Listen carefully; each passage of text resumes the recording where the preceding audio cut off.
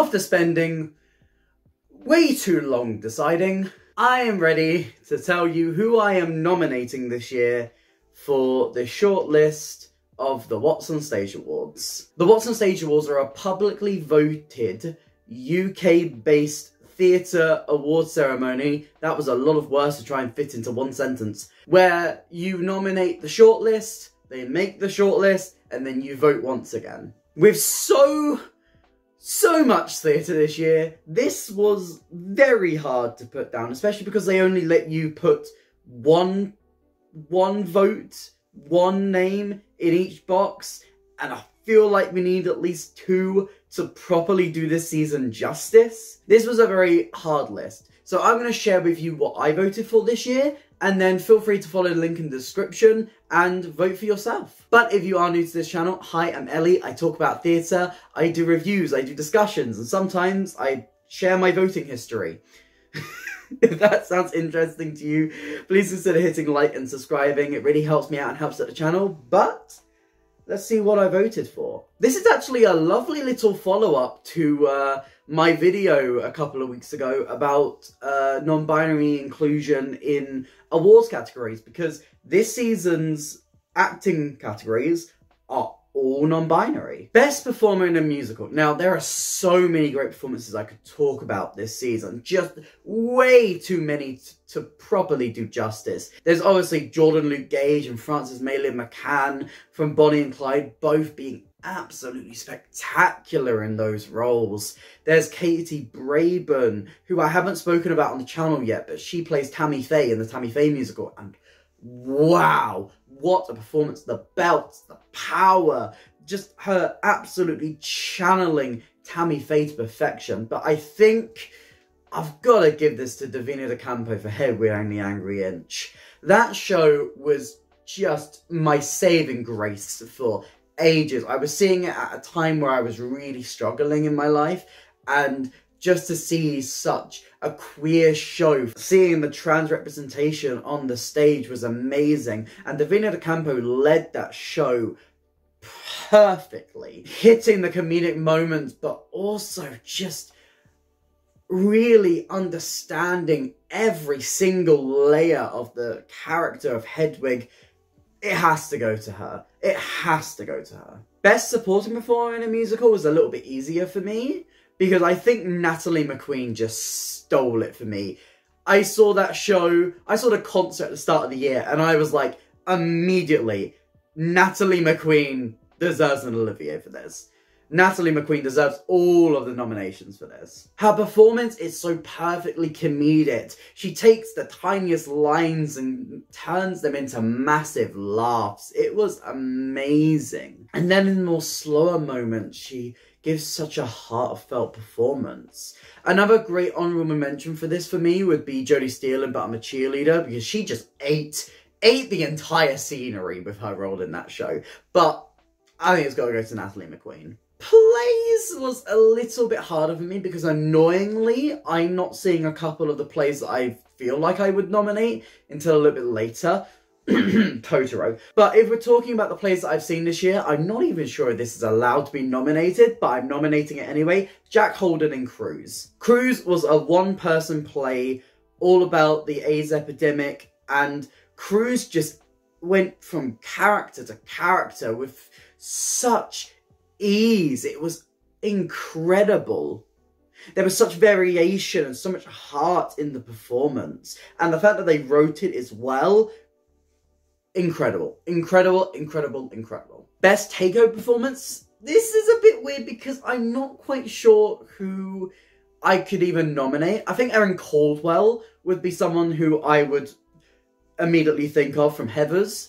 I feel like her version of Veronica Sawyer is so down to earth. But I think it's got to be Amy Leggins for Cabaret. The way that she plays the role, the journey that she takes you on through the show, it's beyond anything. Cabaret is one of the best things in the West End right now, and I will not hear any arguments against that. And then finally in the performance categories, there's Best Professional Debut. Now, I've seen a lot of smaller shows this year, but I feel like the performance that stands out most to me, probably because I've seen it so recently, is Megan Hill in But I'm a Cheerleader. Their version of Graham is amazing. I love the punk edge that they really brought to that character. Their vocals were incredible. I mean, I've spoken all about them in my video about this, but they are amazing. And also, I had to include more non-binary people in my nominations. Come on now. Next, we move on to the Best Musical categories.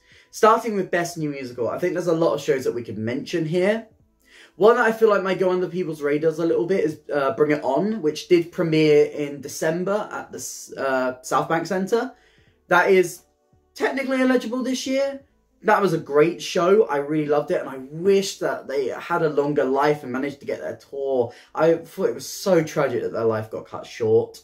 There's one musical that I immediately thought of, but I've nominated it in a different category, so I'll talk about that when I get there. So when it comes to Best New Musicals in the West End, I feel like Bonnie and Clyde probably takes it for me. It's a musical we've been waiting for years and years now. I feel like it's an obvious choice Best New Musical. The way that they restaged it and breathed so much new life into it from Broadway to West End was incredible. One of the most gripping shows of the year. Then we come to Best Musical Revival, which was a little bit harder for me because I haven't seen that many London-based revivals. The first one that came to my mind was Kinky Boots at the New Wolsey. It was a very interesting revival that did a lot of new things with this show. Some of them worked, some of them didn't.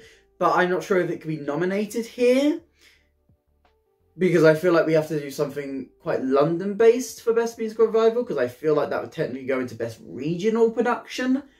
So I'll leave it there. Cabaret would be my obvious choice out of things that I've seen this year, but that was nominated last year.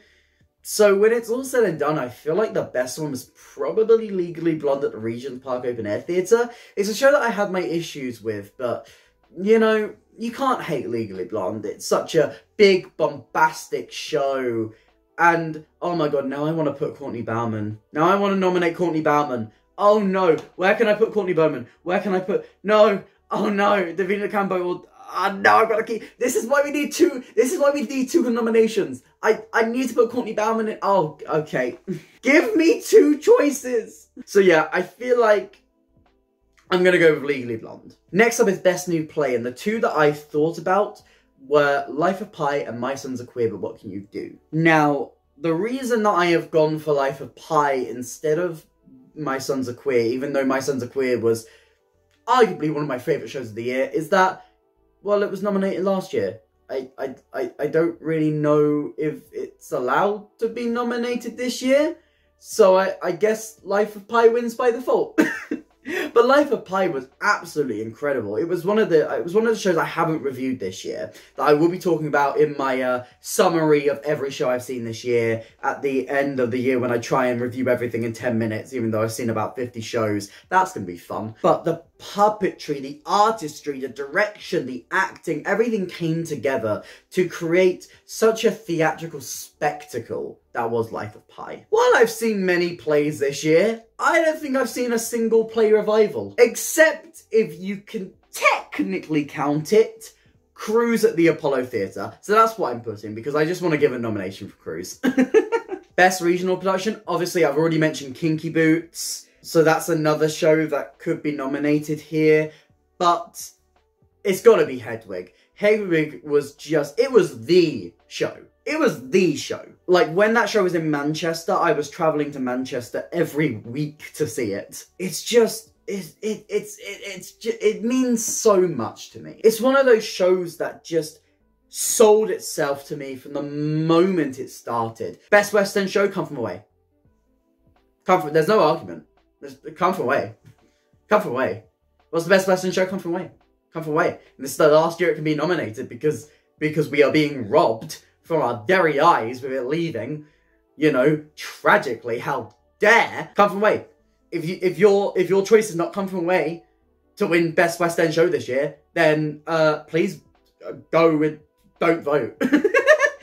Best Off West End Production. This is the one where I was going to put this as my Best New Musical this year, but because I voted for it here, I didn't put it, it's Ride at the Charing Cross. I just think this musical was so beautiful. Just a small scale 2-person show with some really great new music, really showing off a brand new British musical.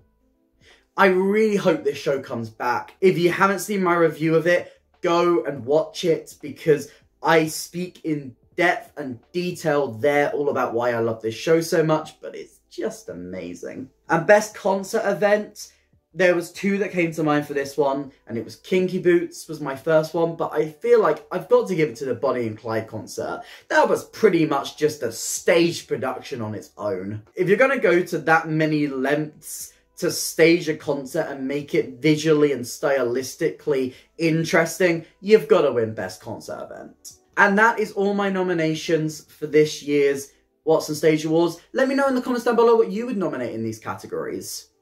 Are there any musicals or shows that I missed that you feel like I should have nominated here? And I'll probably comment alongside you going, "Ah, damn it, I missed that one." If you did enjoy this video, please consider hitting like and subscribing. It really helps me out, helps the channel. But that's it for me today. Go vote in the link in the description down below, and I'll see you next time. Bye.